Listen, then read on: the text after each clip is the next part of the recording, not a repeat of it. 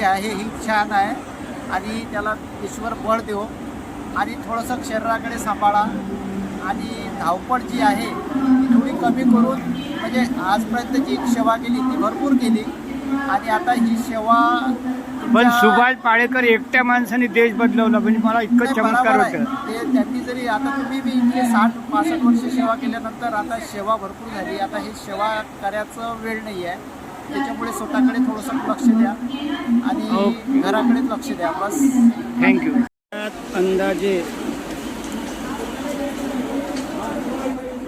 1 कोटी बेरोजगार मुलं आहेत आणि यांना प्रेरणादायी आदर्श असं व्यक्तिमत्व मी ह्या नागरिकाचा म्हणा, युवकाचा म्हणा, ज्यांनी झंझावती संघर्ष करत आयुष्य जगलं त्याचा इंटरव्ह्यू घेणार आहोत.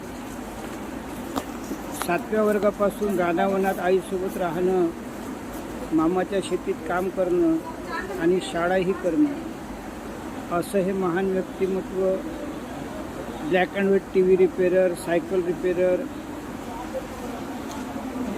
मग आता मोबाईल रिपेअरर, गावातला राजकारणी, धुरंधर व्यक्ती असं बहुअंगी व्यक्तिमत्व आहे आणि उच्च सुसंस्कृत आईचा गंगापुत्र आहे.